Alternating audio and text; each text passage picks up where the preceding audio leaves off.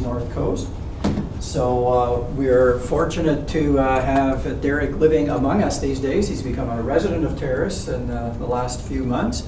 But he tells me he's probably lived at about 70 different places, mostly around BC, originally from Vancouver. He has a degree in fine arts and recently became an alumnus of UNBC by completing a Master of Arts in Interdisciplinary Studies. And this last book is sort of the product of his scholarly work in that area, in which he combines those sort of artistic and I would say poetic, philosophical interpretations, along with some 20 years of what actually amounts to backbreaking work as a forestry and silvicultural worker from Burns Lake through to the coast here. So he brings that combination of the philosopher and the real world together that many people might romanticize as a Thoreau-esque perspective on life. So with the publication of his 2 books here, I'll be curious what he cares to share with us today. Derrick. Thanks, Phil. Well, I'll start off by doing what I like to do, and lots of people do now, is say welcome here to Sentient territory, unceded land that belongs to others, and we are all guests here, and I'm glad to speak to you from this place. So, I have a book of poetry there, Dead Salmon Dialectics, which won a regional award when it came out, which was really nice. And then Ground Truthing just this March was shortlisted for the Roderick Haig Brown Prize, which is a BC Book Prize. I didn't win, but there's some stiff competition there, and it's great just to be a part of that short list. So I'm going to give a very circular sort of talk. I'm going to start in one place and go off to things that seem maybe unrelated or disparate, but that are all connected and that take us back to the beginning. So first of all, I'm going to talk about salmon. Put my glasses on here.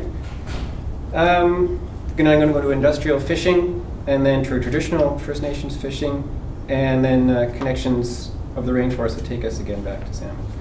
So nitrogen 15 is a marine-derived nitrogen, which is different than the ambient air nitrogen. And in the riparian zone of streams and rivers where salmon spawn, at least 50% of the nitrogen present there comes from these marine-derived sources. And some of the plants and trees along the stream sides can possess up to 75% or more of this marine nitrogen in their tissues. And the riparian map of Haida Gwaii, for example, looks, there's one available online you can have a look at, and it looks like blood capillaries in veins inside of the human body that cover almost the entire landmass. It's a dense network of streams, creeks, and rivers. And there's basically not many places on Haida Gwaii that aren't 500 to 1,000 meters from a riparian zone, which means that the salmon tissue that is filled with this nitrogen reaches almost everywhere in North Coast ecosystems. So salmon hatch in freshwater streams, and then they travel to the Pacific as smolt after a few years, lives mysterious lives in the ocean for 2 to 5 years, and depending upon the species. Then they return up freshwater rivers, most often, but not always, to their natal stream, and then they spawn and die within about 2 weeks. Now, bears, otters, wolves, eagles, ravens, and hundreds, if not thousands of creatures, down to the microscopic, feed upon both the living and the dead salmon during their return to the land. In years of good return, bears eat only the brains of spawned out females, which leaves something like 95% of the dead fish body behind to be used as food for other animals and as fertilizer. And these carcasses are distributed by scavengers up to 500 meters away from the stream in every direction you can imagine, up, out, as well as down. So autumn rains will disperse the rotting tissues into the soil, where mycorrhizal fungi connected to the roots of trees and plants isolate the nitrogen 15 from the disintegrating slurry and transport the isotope directly into the physiology of living trees, just like an intravenous infusion. Now, there's been a lot of scientific study of these details over the last 25 years, and that's what the first book, Dead Salmon Dialectics, is about. It's an experimental poetic excursion into the science behind nitrogen 15. Now, we've always known that salmon return to their natal streams to reproduce, but the importance of what they leave behind, besides the next generation of salmon, is still relatively unknown and undervalued, but there is new research going on into this. There's always deeper places to go, more subtle layers to look at. So they leave behind their healthy prime adult bodies to nurture the streamside and the creatures that live in these terrestrial environments. And in doing so, they create an ideal habitat of shade and foliage conditions that are necessary for them to have success in egg survival for generations to come. And this is one of just the amazing things about evolution. This is this highly sustainable and successful biotic system, and if left on its own. But in southern BC, 80% of salmon rearing habitat has been destroyed or damaged by industry. Here in the north, it's only about 30% that has been damaged. Well, we'll connect up again with this part further down. So let's talk a little bit about people in salmon. So I don't know if many of you have heard the name Hans Helgeson, but he is considered in the texts of BC historical societies to be the first notable Norwegian to settle in BC. He came from California for the BC Gold Rush, but was mostly a pioneer, a farmer, a seafarer, and a prospector, and was also a member of the Legislative Assembly from 1878 to 1886, and a member of Parliament for Esquimalt and also the Caribou.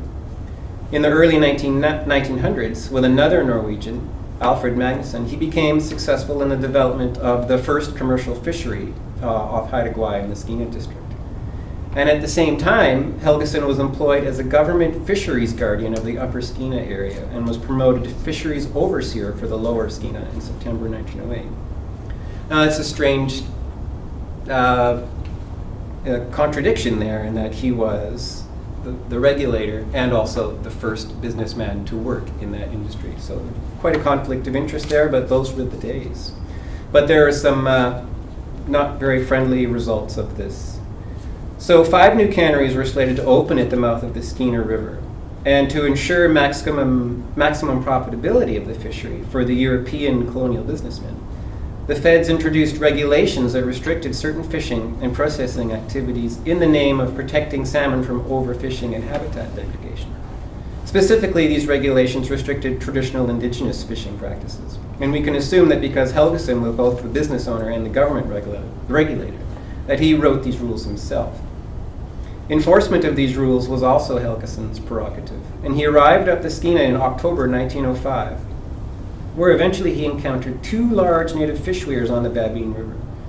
Helgeson was quoted as remarking sarcastically that it was amazing that any salmon were left in the Skeena system given these methods, even though these types of weirs have been used by First Nations peoples from Alaska to California for thousands of years, and had been developed to provide a sustainable supply of salmon that always provided for future returns. Lake Babine Chief Atio told Helgeson that the Indians had an indisputable right for all time in the past to fish and wished to know to what extent the government was willing to provide for the Babines if they complied and destroyed the weirs as he wished. And the Lake Babine Nation were threatened with arrest and jail if they did not take down their fish weirs, so they did. And in exchange, they were given old half-rotten nets from the Skeena River Canners Association, all of which were inadequate for catching what they needed to get them through the wintertime. In the next year, in 1906, the Babine Nation attempted to rebuild their 2 weirs, but Helgeson and his party returned to have them torn down again. This time, village women armed with clubs defended the unfinished reconstructions, because the men were off doing other things in another part of the system. And Helgeson reported an uprising to the local government detachment. RCMP arrived, arrested band members, and in September, 9 Babine members were sentenced to jail. So one thing about Hans Helgeson is that there's an elementary school named after him in Metchosin, and there's also a point of land on Powder Bay in the Victoria area named after him. And there's a big Wikipedia entry on Helgeson. You know, Wikipedia is what it is. But there's absolutely no mention of any of the negative things that Helgeson has done, only the positive things. So I'll go on to something about Nemu. Now, Nemu is a small village, and I'll read a little bit about it from Ground Truthing here. Well, it was a village. Let's see.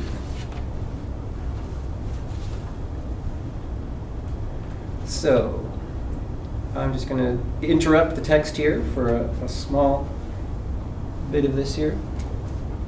So, Focusing upon one location in particular, archaeologist Roy Carlson describes the ancient Celtic site of Nemu, a cove shielded by red cedar, whose name roughly translates into everything is close by, in the ancient village site of Mawas, the loading place, that persisted within the cove's point of shelter. Most recently referred to as Nemu, this site contains midden caches of shellfish, mackerel, and salmon bones that stratify more than 11,000 years down into archaeological history. Journalist Terry Glavin describes how the perishable local commodities of the primarily marine harvest at Nemu were successfully transferred into non-perishable wealth and status through an elaborate system, one that was sustained by the local people for thousands of years, a system that was based on a long-term understanding of the necessity for the sensitive harvest of resources, based upon the complex economic concept of reciprocity. With the arrival of European-owned canneries in 1893, marine harvest patterns that sustained local First Nations culture were disrupted, and Nawamu's life as a site for human industry and habitation was over. And Nawamu's last days were in the 1980s, when it was reduced to a gas station for the international industrial fishing fleet. It should be shocking to consider how, after many thousands of years of careful use by local First Peoples, both the human and the wild shellfish communities of Nawamu were exhausted less than 100 years after Western industry entered into this relationship. Due mostly to the effects of industrial overfishing, Nawamu was abandoned in 1988, as were so many other locations when the entire Northwest fishery was consolidated, centralized, and rapidly stripped of its assets by the largest industrial players. So I can just leave that at that. Stories like this are all too normal in our Western society everywhere you look, whether at the level of the personal, the level of the state, or the corporate institution. As settler societies arrived in colonized Indigenous lands, we are, all of us, the sons and daughters of the actual desperate nomads. We are the ones that are adrift across the globe as a result of various failed state experiments with capitalism, industrialization, technology, and the negative outfalls of the agrarian hierarchical system, social system that was created under the laws of some kind of celestial God figure, one that is no longer connected to or derived from the land or the earth, and thus means to draw our attention and sensitivity away from the land, diminishing its importance. And there's lots more factors involved in this, of course, population explosion with our amazing success rate to build and construct things that are very destructive in the end. So I'm going to move on to another aspect of the circle here and talk a little bit about concentrism, which is a traditional First Nation cosmology that exists all through the Americas and from north to south and in traditional Indigenous societies around the world. And these are practiced locally by the Sentient, the Gitxsan, the Niska, the Haida, the Haisla, and everyone we can look at here. They view the environment of their home territories in much different ways than the Russian, Spanish, and British explorers that began to visit the North Coast in the late 1700s. The First Nation perspective is a concentric worldview, which means all of reality is viewed as family, as kin. Here, every aspect of life is a literal, metaphoric representation of an ancestor relationship, being continuously remembered and drawn upon as lessons for today, even today, contemporary times. In this understanding, mountains were once people who loved one another and became angry or jealous. Animals married people and had children that represented literal social bonds of respect between realms that we see today as being distinct in Western society. A tree was a grandfather, a bird was a teacher, a mountain goat was a guardian, a fish was a brother, and a bear was a mother, all to create a link with some relative or another back in the depths of your human family. Within the Western religious worldview, people in the rest of the earthly realms of life and land are structured to operate within distinct universes, which allow people to treat animals and rivers as purely utilitarian objects, with very little consideration of the personal or social consequences. But in a traditional Indigenous cosmological viewpoint like concentrism, day-to-day stories teach people that a bird, an animal, or a tree, they must all be treated the same way that you would treat a beloved member of your own family or community. As Canadians, we view the wilderness as a place to kick back and holiday, to escape to, where we let ourselves go, and where lots of people actually become quite unhinged and basically do as they pleased, thinking that they are away from the scrutiny of so many people watching and walking as you would find them around town. But the traditional First Nation view teaches people that ideally, you must be even quieter and more careful, more in control of yourself, more mindful and respectful when you are out in nature than when you are at home in the village, surrounded by the watching eyes of others. It's about maintaining self-control, about governing yourself not just for appearances, but with a personal, moral, and ethical understanding. It's about considering what the real meaning of freedom entails, which is taking responsibility for your actions. Of course, we now live in a complex, fragmented, contemporary existence of competing forces, social, economic, technological, and global. And around here, as in most of Canada, the NHL is mostly replacing both traditional First Nations cosmology as well as Western religion and things like that. Canadian youth today live on the internet more than in the reality of what goes on in their local region. And they know more about the fictional worlds of video games, vampires, and zombies than they do about the forest community that exists in the mountains that surround their hometown. But in the traditional past, from which we all originally came, whether as First Nations people or as Stone Age Celts or Abyssinians, we all used to seek wisdom from animals, stones, rivers, and trees. Now, what I see that is important about the First Nation concentric view is not that we adopt it as Western people, but to view, but it is the direct connection that is made. It's just a way of thinking in the most personal, tangible, and ethical sense. The direct connection that is made to the real world that we actually live within. The connection to the biotic functions that actually support our lives in meaningful ways. Respecting waterways as you would respect your grandmother, giving deference to a fish just as you would your father or your infant sister. This is an ideal ethical worldview, one that keeps you grounded in reality and reinforces your responsibility and respect for the world that feeds, houses, and supports your life. And there's not a Canadian living today that does not need to understand and recognize the importance of these kinds of lessons. At the same time, we don't need to accept the mythological transformative concept that a tree actually is our grandfather, but we do need to understand and realize the point of why this connection is being declared as being essential. So hydraulic fracturing that pollutes underground aquifers with poisonous gas leaking from the Earth's mantle has a negative consequence, just as dumping household trash on the side road in the bush because you don't want to pay a tipping fee has a negative consequence. And both of these things are happening all around us, not here in BC necessarily. But this is about economies of scale. One corporation poisoning the environment equates with thousands of citizens creating unnecessary trash, whether it be garbage on the roadside or paper packaging from a fast food restaurant.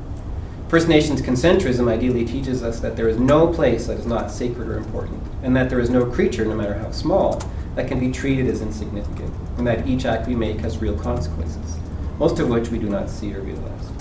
So this takes us back to the ecological relationship between salmon, rainforests, the riparian zone, and people. There have been a lot of studies going on in the last 5 years or so, and I have a friend who I've worked with in forestry around Utsa Lake to Smithers for many, many years, who is just doing a master's in watershed restoration. And she is working in the Horsefly Lake area. So she inadvertently ended up dealing with the Mount Poly problem as well. So what she's been doing is investigating the finer details of what happens when spawn salmon leave their dead bodies on the riverbank. She's doing masters at UNBC at Prince George. We know that it is important for giving a nitrogen-15 to the plants and trees and giving important seasonal food to many other animals. But the salmon spawning process is much more important. It's a long-term sustainability system that represents a moral teaching as well for people that should have a big effect on the way we view our lives in our families as well as our communities. So a friend of mine is dealing with the hyporheic zone. And the hyporheic zone is the area where sediment and groundwater mix. It's not in the water, and it's above the spot where water does not penetrate. Now, this hyporheic zone becomes stable in the late fall and remains stable through the winter, and then is flushed out in the spring with the heavy rains and the melt that goes on. So what happens is that after the salmon have spawned, their bodies have begun to rot, their fibers dissolve down into the hyperheic zone within the riparian area. And here, intense communities of phytoplankton thrive for months upon these decaying nutrients, feeding upon the decayed particles of the bodies of salmon.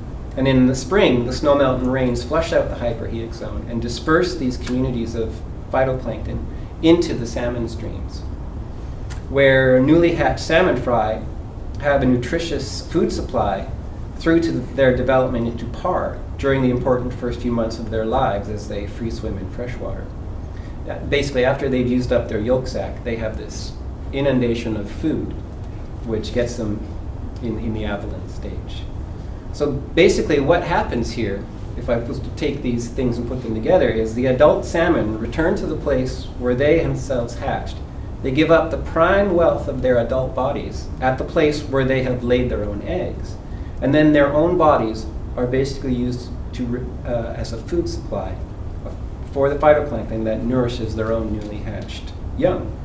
So there's just like one consumer step between their bodies and the young that they have produced the next year. So they basically recycle their own bodies to feed their next generation. And my thought is, what if people took responsibility for their own communities and children with the same amount of dedication, care, and foresight here in the North? And these are big questions about industry and capital, and there've been lots of problems with that in the North Coast area. The North Coast region has not been treated this way. Industry and companies come here for the wealth of resources, but most of the money is transferred away to big cities and funneled into the bank accounts of a few shareholders, that most of which have never been here. What if the majority of the wealth that was generated on the North Coast could remain in the North Coast? And I know that, for example, the logging flow of logs up Haida Gwaii generated something like $80 billion, and the only thing that went to the Haida people and to the local economies was a few seasonal jobs and a few good jobs for the few foresters that worked in the area, which is a handful of people. But it doesn't happen like this, unfortunately. That's the situation of what usually happens. These are some of the reasons why there is so much economic insecurity in our region. One other important reason has to do with the fact of unresolved First Nation land issues. The corporate capital has been very shy to invest in the North because the governments, decade after decade, refused to solve these land issues, other than the Niska Treaty, which is still relatively new. And industry investors don't like uncertainty, and then they mostly hold on to their money and focus their resources elsewhere. The government doesn't want to resolve these issues, mainly because if it allows First Nations to regain economic control over their own territories, they can no longer do as they please with it. And the current law states that so long as land remains in control of the Crown, there are fail-safe clauses that allow development of any kind if it can be deemed to fall on the side of greater public need. And so nothing changes as the governments change, and nothing moves forward, and we are mostly caught in a constant holding pattern of indecision. Of course, globalization is another factor that plays into all of this and plays a large hand in the decisions that are made all over the world. Now, this doesn't mean that I am promoting resolution of First Nations land claims just for the sake of kickstarting industry, because that's not my idea at all. This is such a rich and diverse region of untapped potentials, but I believe that things should be resolved because it is our ethical and moral imperative as Canadians to recognize and establish the legal rights that exist, so that the life that is occurring here can unfold as it should, whatever that manifests itself to be in the future. So there's still lots of time here. I'm going to carry on with a little bit about trees and how these connections continue. So underground mycorrhizal fungi are connected to trees and plants, and I mentioned that earlier on. And we talked just a bit about UBC forestry prof Suzanne Simard. She said that all trees in the forest are connected, and I do delve into this as well in the book. Within a simple hectare, 100 meters by 100 meters, of hemlock, fir, birch, red cedar, spruce, alder. All trees and plants are plugged into one another's life support systems, a regulating process that distributes water, minerals, nutrients amidst the variables of ages, climate, exposure, and species diversity. And Smart calls this system the Wood Wide Web, and it is basically like a living internet of information, composed of communities of interdependent life forms of fungi, nematodes, microbes, bacteria, and arthropods, in addition to the plants and the trees. So the way this kind of works is within this 1 hectare of ground, there are various species of trees, ages of trees, and various healths of trees. And then there are all of the landscape sort of variables that contribute to the health of trees. So there'd be dry spots, the sunny aspects, shady spots with cool, moist aspects, and water flows different ways, and then that also affects the nutrient input because of how trees and plants grow in these different areas.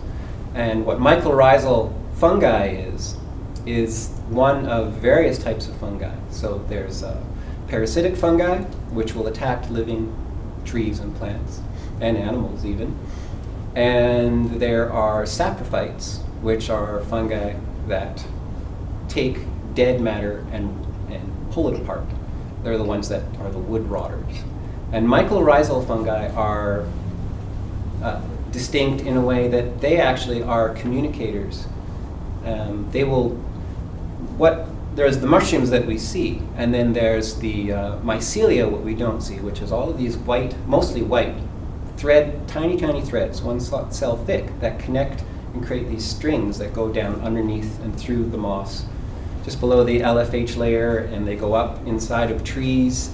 They will connect with the roots of trees, and they will connect with many species, whether trees or floristic species as well, so little herbs and flowers. And they all help one another. So if you've got a young, thriving Sitka spruce 50 meters over there, and you have an older spruce that is getting to be over mature, and then you have another spruce that is young but is not doing very well. The mycorrhizal mycelia is connected to all of these trees and connected to plants as well. And so what Suzanne and various other scientists are discovering is that this thriving Sitka spruce over here will send what it needs to send over to the tree that's not doing very well over here, as will this older tree. And there's this sharing of resources, whether it's water, whether it's nutrients, and it's even just about sending information. They don't really know how this unpacks yet, and they're still looking at these things. But when the trees are connected by this fungal network, the tree that is unhealthy will do so much better with the greater connections it has with these types of mycorrhizal fungi that are connected to it. So this kind of studies they're doing is they're growing trees in isolation from mycorrhizal fungi, and they're growing trees, seedlings, that have various different levels of this mycorrhizal fungi with them, and they're seeing much more robust growth when these connections are there versus when they're not there. And they're now currently looking at all of these things in the forest. Suzanne thinks that it's the trees that are in charge, and you talk to other people, and they think that it's the fungi that are in charge. And of course, we can't really know at this stage who is in charge of these things, and that's what's ongoing. And this is part of what happens with the salmon nutrients. A lot of it is that the fungi that is connected to the roots of trees plays a large role in breaking down the rotting nutrients of salmon and transferring the nutrients that it needs into the tree, and nitrogen being one of the prime. And that is basically the talk that I have, and it's a lot sooner than I thought. So I was wondering if anybody has any questions. Lots of time for question and discussion, folks. Yeah. Can you describe the chemistry for N15 and N14? Off the top of my head, I can't I am not a chemist, no. Okay, I know that when you buy a fertilizer from the store, it's got an NPK numbers in it, but I believe those N's are 14. Right. Yeah. Which is the same as what we have in ambient air. Yeah. The same nitrogen. So I'm just wondering how you go, how nature takes the transition from N14 to N15. Yeah, no. It's an isotope, I guess you call it. Yeah. My research doesn't go much further than giving you what I have. That would be a question for a chemist for sure. The other one was, how do you spell Hyperheic, it's actually just pretty much hyperheics? HYPORHEIC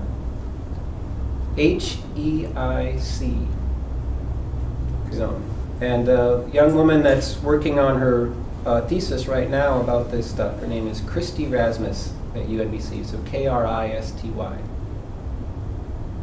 And she's writing her thesis right now, but she's working as a research assistant on a larger project. I don't know the people at the university that are heading the project.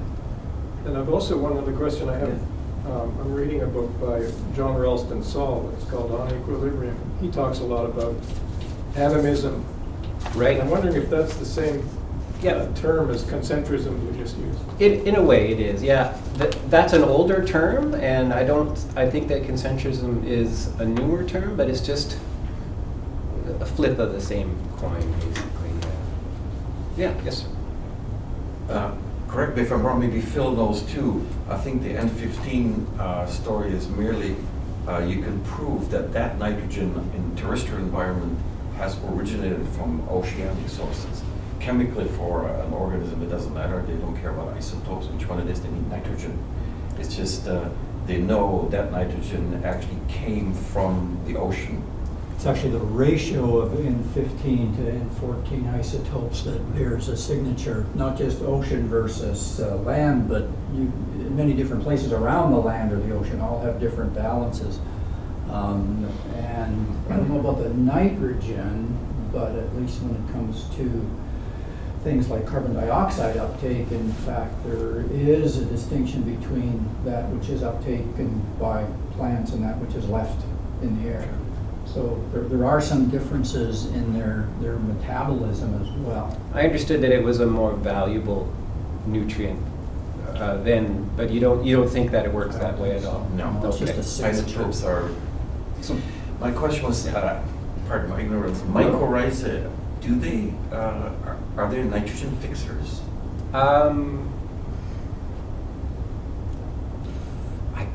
I would have to think that they must be, but isn't No, it the plants I don't think so. themselves that? Mycorrhizae are fungi. Yeah, it's the plants themselves that would be a nitrogen. I fixing thought that plant. the alders and many legume plants, I know they have associated. But that's a different symbiotic Yeah, relationship. yeah. So that's a relationship with actinomycetes, more like a bacterium than a fungus that fixes the nitrogen.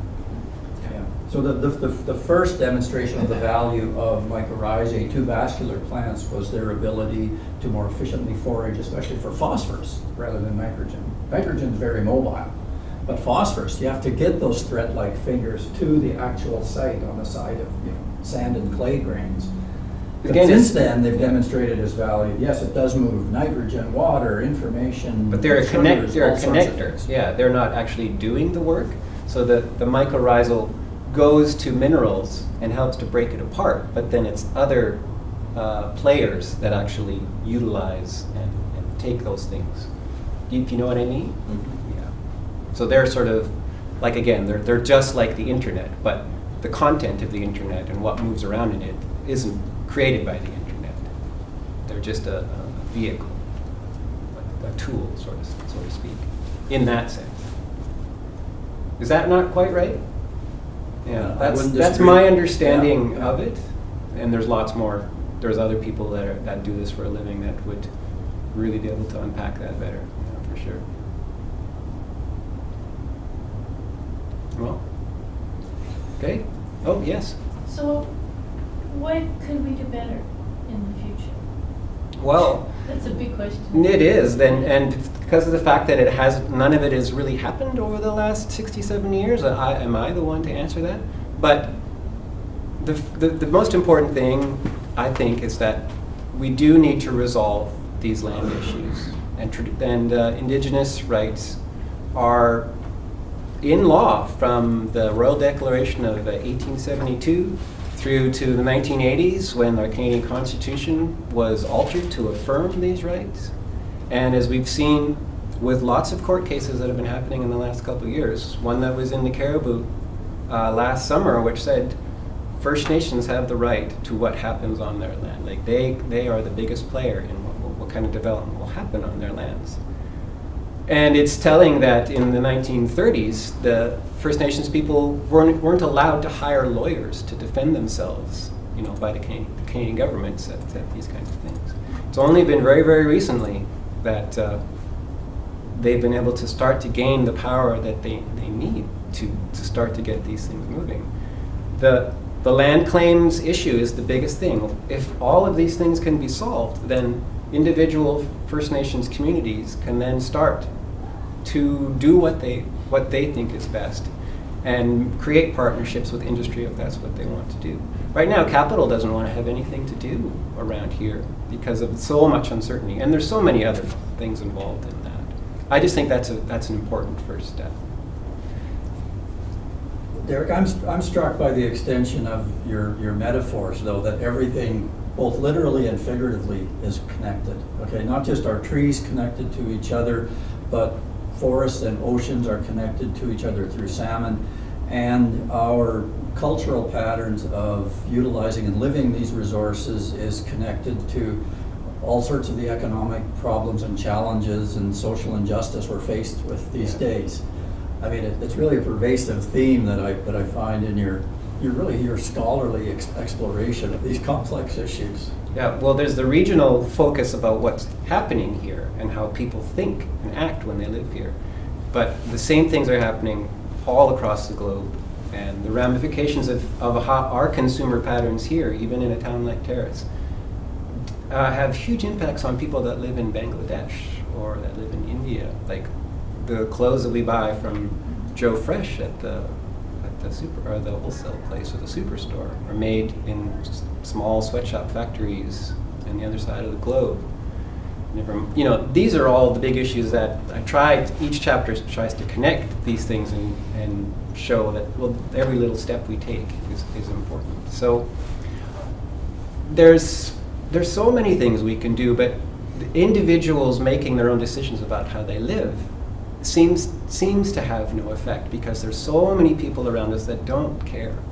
We see people that are here for the wealth. They come and they go. So I've met everywhere that I've worked in the bush, from Vancouver Island to here on the coast to in the interior. I meet these young people who don't care about what they're doing. Like, they've chosen to get a job in forestry and gotten an education to work at a job in forestry, but it's just a job. They don't want to know about these minor connections and the fungi and the microbes and all of these things that are under their feet. It's not of any interest to them whatsoever. And I don't know how you teach people to care about that. It's pretty stunning. There's a great story of when I lived in Prince Rupert. There were so many things that happened when I would meet people on the street that they had never gone on a trail in their community, like people that are born there. My girlfriend was working in a shop, and an American tourist wanted a postcard of an eagle. And the 21-year-old girl that was born and raised in Prince Rupert didn't know what an eagle was on a postcard and held up a postcard to ask my girlfriend, is this an eagle? It's just like, if you don't even know the basics of these giant predatory birds that are like in Prince Rupert, as you probably all know, you just look up and they're on the wires and they're everywhere. And people don't seem to care. It seems like people that come from away are the ones that care about these things because they see an exoticism in these amazing places. I don't know how we nurture the people that live here, but part of it is the fact that we live in a place where there is so much economic hardship, and has been for decades, that people see this as just a place to go away from. And that if you're born and raised here, there's not very many opportunities, and if you want to have a better life, you can't do it here. And considering what a rich and wonderful place it is, I don't know. I have just one more story. Oh, yeah, go ahead. Yeah. Is it that we can't, or that we just won't change? Well, this is what I'll make this very brief. There was a man living I can't remember his name, this has been a few years since I've talked about this, living in the Prince Rupert area who makes guitars. And he came up with this strategy so that he could take 1 to 7 Sitka spruce trees a year and employ up to 15 people to make beautiful handmade Sitka spruce guitars. But the government would not allow him to have the trees. You can't just go, in these days, in the late 90s, you couldn't go to a licensee, one of the logging companies, and say, can I just go into this stand of trees that you have the rights to and take out 5 trees? They wouldn't allow it. The only way that he could get a tree was to buy it at market value as a log off of the yard, which is way, way more expensive than he could just let him cut it down himself. And finally, the government, he figured out that the only way that he could follow his dream and make Sitka spruce guitars and have this small business is if he became a logger himself, so that he could get those 7 trees. And then he spent 85% of his time logging, going hugely into debt, and the whole venture eventually failed because he wasn't able to put the time and energy that he needed into just being able to do that. So it's all go big or go home around here. It's changing. But that is an example of how industry and government regulation works completely against any kind of small business venture. It's not in every case, but that is one example. So, and just why? Why is it like that? Or why was it like that? The salmon cycle where Yeah. they go back to where they were born and give value to future generations. Sounds to me a lot like the carbon cycle, where tectonic drift has something to do with natural carbon cycle, getting reintroduced to the environment in a healthy way. It's the same thing with how mycorrhizal fungi create a perfect environment for themselves with these connections that they have with trees. The carbon cycle, you can't say that it's evolution, but it is the evolution of just the way things naturally occur.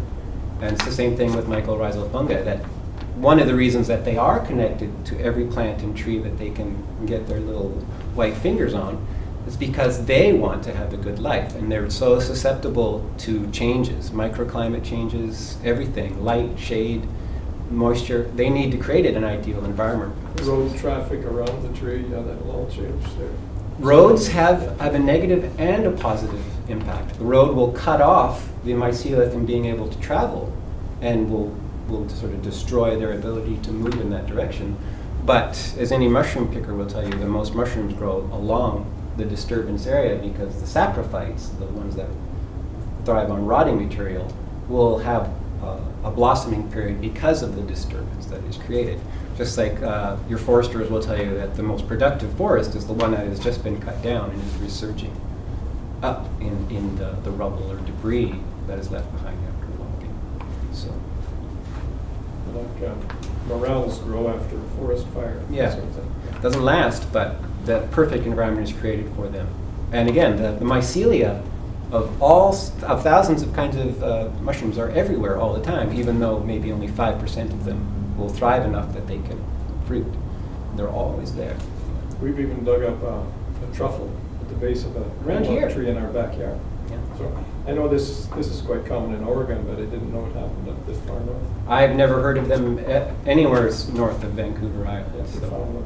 yeah, I'm not surprised. So I've found blue chanterelles in the most arid places. I found them in the Caribou, and it's like, why would they be there? They shouldn't be there because they grow in cool, moist, north-facing subalpine fir places, and I found them in the pine flat areas around Nazca.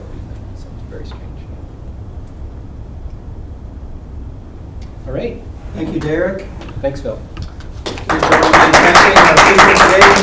Here's a token of our appreciation. Thanks very much. Maybe it takes a poet to help illustrate and point out these connections for us, so thank you so much for coming. I really wish we had more of our student body here, because I really wish that, again, that next generation was sensitized to some of these connections and their environment a little more.